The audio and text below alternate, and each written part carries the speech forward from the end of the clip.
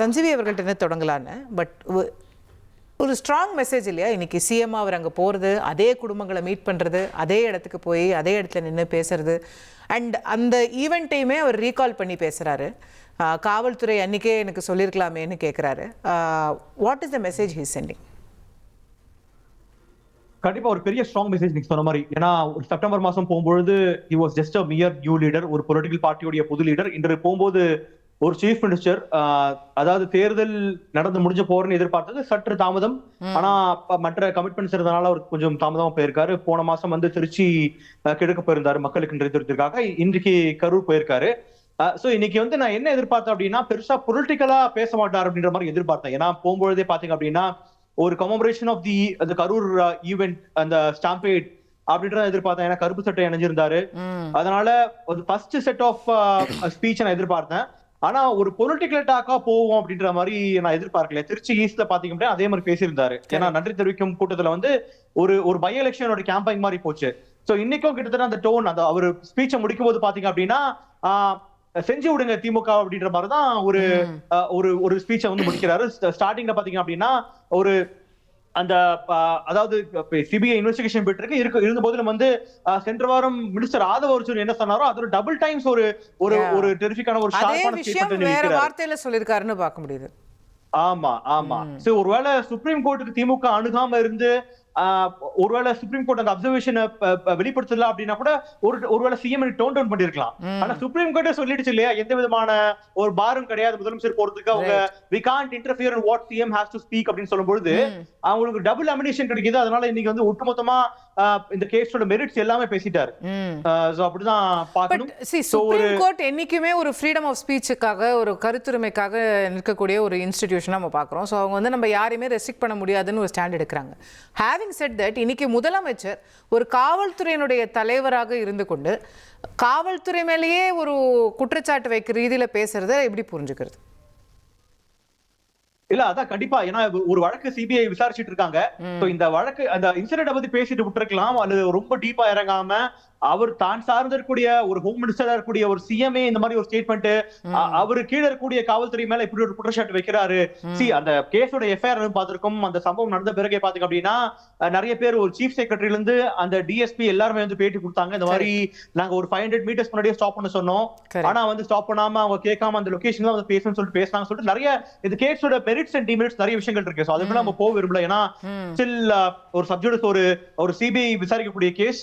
ஆனா வந்து முதலமைச்சர் இந்த அளவுக்கு இறங்கி பேசுறாரு அப்படின்றதுதான் இல்ல. அதான் சொல்றேன், சிஎம் பேசலாம் இல்லையா, அதான் சொல்றேன். சோ அந்த கேஸோட மெரிட்ஸ் பத்தி பேசுறதா இன்னைக்கு ஒரு பெரிய ஒரு பிரச்சனையா இருக்கு நான் நினைக்கிறேன். ஏன்னா நீங்க விக்டிம் பத்தி பேசுறீங்க, இதுக்கு பின்னாடி இருக்கக்கூடிய சூழ்ச்சிகள் வெளியே வரும், நம்ம மேல தப்பு இல்ல அப்படின்றது ஒரு விஷயம் வெளியே வரும் அப்படின்றது வந்து அந்த மாதிரி ஒரு க்ளோஸ் ஸ்டேட்மெண்ட் கொடுத்தா பரவாயில்ல இல்லையா.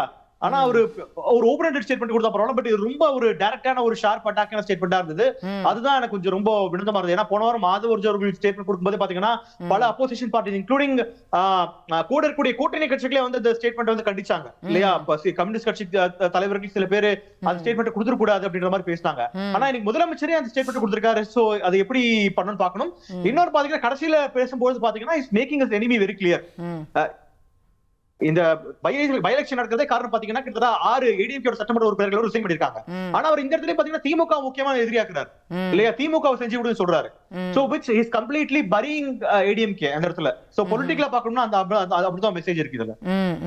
ஆனா ரெண்டு பேரையும் சேர்த்து இந்த பார்ட்டி ஃபண்ட் அதெல்லாம் பேசும்போது தீய சக்தி தீந்து போன சக்தின்னு ரெண்டு வார்த்தையுமே யூஸ் பண்ணி ரெண்டு பேரையுமே அட்டாக் பண்ணக்கூடிய துணியில தான் பேசுறாருன்னு பாக்குறோம். ஆமா, அந்த இடத்துல வந்து அதான் அவங்களோட நரேட்டிவ் என்னன்னா அந்த ஏடிஎம்கே டிஎம்கே கூட்டணி சேருவாங்க, நீங்க இந்த பை எலெக்ஷன்ல என்னென்ன பண்ண போறாங்க பாருங்க அப்படின்ற மாதிரி ஒரு ஸ்டேட்மெண்ட் சொல்றாரு. அந்த இடத்துலயும் பை எலெக்ஷன் கொடுத்து லிங்க் பண்றாரு சிஎம்.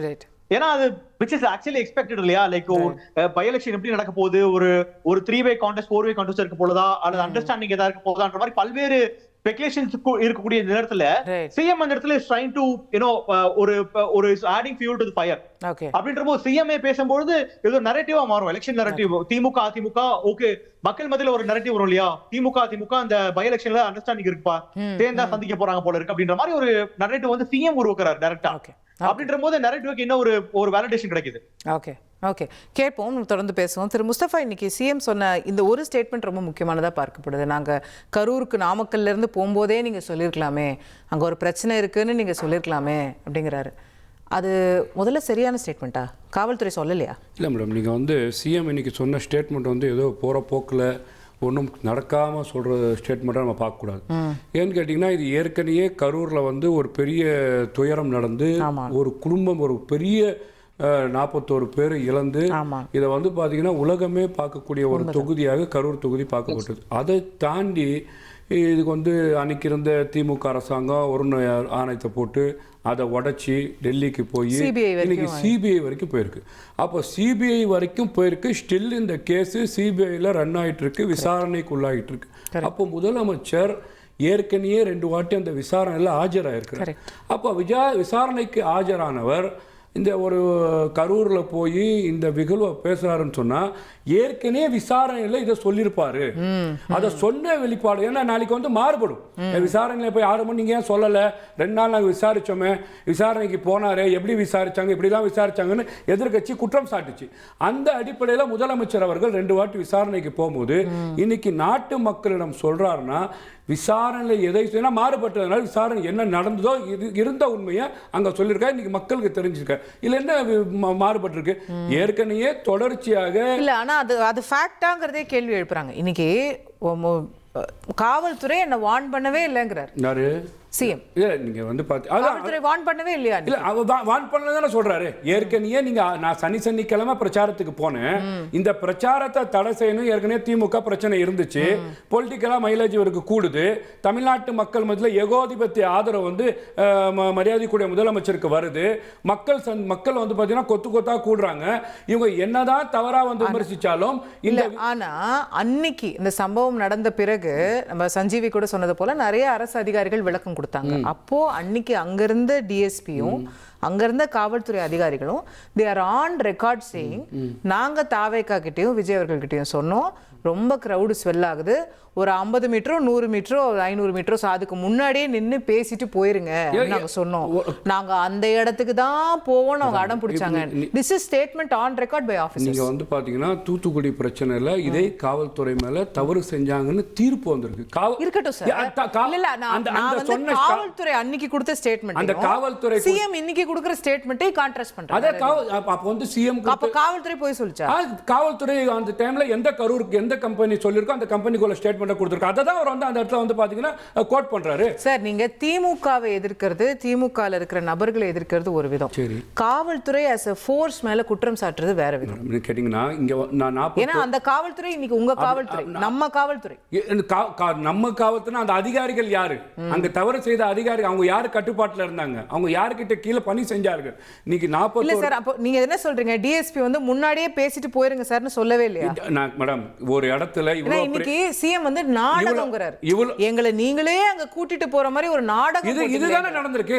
நீங்க காவல்துறைக்கு வந்து ஒரு இடத்துல இவ்வளவு கூட்டம் கூடுதுன்னா உளவுத்துறைக்கும் காவல்துறைக்கும் இங்க இவர் வந்தா உயிர் சேதம் வருமா, பாதிப்பு நடக்குமா, அந்த இடத்துல கலவரம் உண்டாகுமா, இது எல்லாம் முதலே வந்து முன்னெச்சரிக்கையாக நடவடிக்கை செய்யக்கூடாது உளவுத்துறையும் காவல்துறையும். இல்ல நாங்க சொன்னோம், அவங்க ஆன் ரெக்கார்ட் சொல்லிருக்காங்க, நீங்க முன்னாடியே நின்னுடுங்க, அந்த ஸ்பாட் வரைக்கும் போக வேண்டாம்னு சொன்னோம். இல்ல நீங்க கூட்டிட்டு வந்து விட்டு அவர் சொல்றாரு எனக்கு முதல் நாள் வேணாம் நான் கேன்சல் பண்ணிட்டேன், காவல்துறை நினைச்சா தொடர்ச்சியில கேன்சல் பண்ணிக்கலாம், காவல்துறை வராம தடுத்து நிறுத்திருக்கலாமே, நீங்க ஃபுல் போர்ஸ் இறக்கிருக்கலாமே. ஆனா காவல்துறை கூட்டு விட்டனாலதான் நீ வந்து கூட்டு விட்டா நான் நன்றி சொல்றேன். யதார்த்தமா இது நடந்தது. அப்போ முழுக்க இதுல எனக்கு ஒன்றும் காரணம் கிடையாது. அன்னைக்கு இருந்த திமுகவும் அன்னைக்கு வந்து அமைச்சரவையிலே இல்லாத கரூர் கம்பெனியும் இதுல இன்வால்வ் ஆயிருக்கு. ரொம்ப தெளிவா திமுக தான் காரணம் அப்படின்றத நாட்டு மக்களுக்கு வெளிப்படுத்துறாரு. இதுல என்ன இருக்கு விசாரணை, ஏன்னா நடந்த விஷயம் அதானே மேடம். இவர் மேல தானே நீங்க வந்து பாத்தீங்கன்னா சட்டமன்றத்தில இருந்து ரோடுல இருந்து டிவியில இருந்து உங்க அறிவாலயத்தில இருந்து இவர் தான் குற்றம், இவர் இறந்ததுக்கு இவர் தான் காரணம், இவர் தான் ஆம்புலன்ஸ் கொண்டு விட்டார், ஏன் ஆம்புலன்ஸ் வந்துருச்சுன்னு கேட்டார், இவர் தான் வந்து பாட்டில் எடுத்து வீசினார், தண்ணி கூட கொடுக்கல, இவர் தான் லேட்டா வந்தார், இவர் லேட்டா வந்ததுக்காக இறந்துச்சுன்னு சொன்னாங்களே, அதெல்லாம் கிடையாதுங்க. நான் வந்து தொடர்ச்சியா சனிக்கிழமை போனேன். ஆனா காவல்துறைக்கு நான் கட்டுப்பட்டேன். முதல் நாள் சொன்னதை நான் வந்து அவங்க நிப்பாட்டிட்டேன். இதுக்கு வந்து வேணுமே கொண்டு வந்து விட்டாங்கன்னா அன்னைக்கு இருந்த திமுக கம்பெனி, அந்த கம்பெனி ஒரு ஆள் சொல்லி தானே செஞ்சிருக்கோம். அது இங்க இருந்து எந்த கம்பெனி சொல்லிச்சுன்னு தெரியும்ல, சின்ன கம்பெனியா பெரிய கம்பெனியான்னு. சின்ன கம்பெனி சின்ன கம்பெனி சின்னவரா பெரியவரான்னு பார்த்துக்கோங்க. சன் சாரா மாப்பிள்ள சாரா ஏதோ ஒரு சார் சொல்லி செஞ்சிருக்கிறாங்கன்றது மக்களுக்கு இன்னைக்கு வெளிப்படையாக சொல்லியிருக்கிறாரு. கண்டிப்பாக இது வந்து அதாவது நான் முதல் சொன்ன மாதிரி போற போக்கில் சொல்லிட்டு போற செய்தி கிடையாது, விசாரணைக்கு உட்பட்டது. இன்னைக்கு சொன்ன செய்தி நாளைக்கு வந்து வரும்.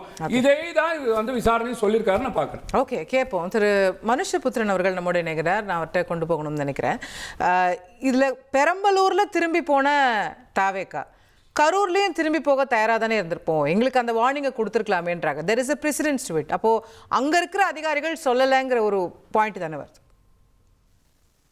ஒரு பொய்யை திரும்ப திரும்ப சொன்னால் அது உண்மையாகிவிடும் என்று நம்புகிறவர்கள் அவர்கள் கோயபல்சினுடைய பரம்பரையில் வந்தவர்கள் என்பது நமக்கு நன்றாக தெரியும். ஒரு வருடமாக இந்த பிரச்சனையை பற்றி நாம் விவாதித்துக் கொண்டிருக்கிறோம். இதிலே மிக முக்கியமாக நாம் இன்றைக்கு முதலமைச்சர் அவர்களுடைய பேச்சு என்பது அது முதலமைச்சருக்குரிய மாண்போடும் இல்லை, ஒரு தலைவருக்குரிய ஒரு மாண்போடும் இல்லை என்பதை மிகுந்த வருத்தத்துடன் நான் பதிவு செய்கிறேன். இதிலே மிக முக்கியமாக நாம் பார்க்க வேண்டிய விஷயம் என்னவென்று சொன்னால், விஜய் அவர்கள் தன்னுடைய மக்கள் சந்திப்புகளை தொடங்கிய நாளிலிருந்தே கரூரில் ஒரு சம்பவம் நடந்தது. ஆனால் அதற்கு முந்தைய எல்லா விக்கிரவாண்டியிலிருந்து தொடங்கி அத்தகைய ஒரு சம்பவம் நிகழ்வதற்கான எல்லா சூழலையும் தாவேக்காவினர் உருவாக்கினார். வர்றவங்களுக்கு உட்கார சேர் கிடையாது, கட்டுக்கிடங்காத கூட்டம், காவல்துறையினுடைய எந்த விதிமுறைகளையும் ஏற்க மாட்டார்கள், டிரான்ஸ்பார்மர்ல ஏறுவாங்க, மரத்துல ஏறுவாங்க. உங்களுக்கு தெரியும் என்னவெல்லாம் நடந்தது என்று.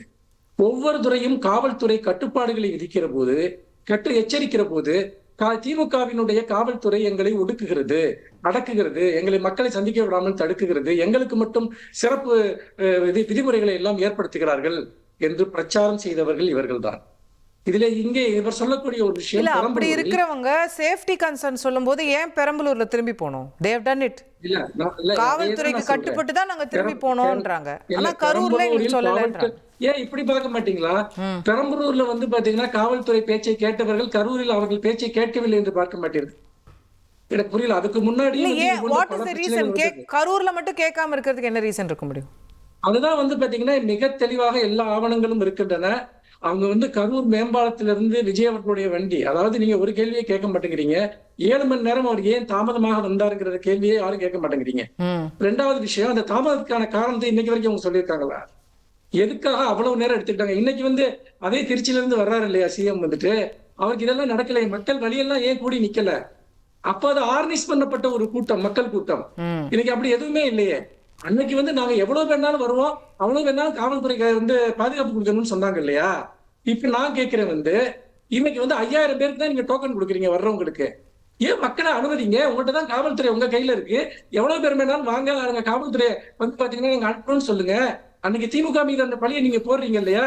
எத்தனை, அதாவது 5000 பேர் வர்ற இடத்துல 25000 பேர் வந்தாலும் காவல்துறை தான் பாதுகாப்பு. தவிர ஒரு பெரிய ரோட் ஷோ பண்றாங்கன்னு பார்க்க முடியல. அவர் திருச்சி போன போவும் கூட அவரை பார்க்கணும்னு நினைக்கிறவங்களுக்கு வழி நெடுகிலும் சாலையில ரோட் ஷோ இருக்கு.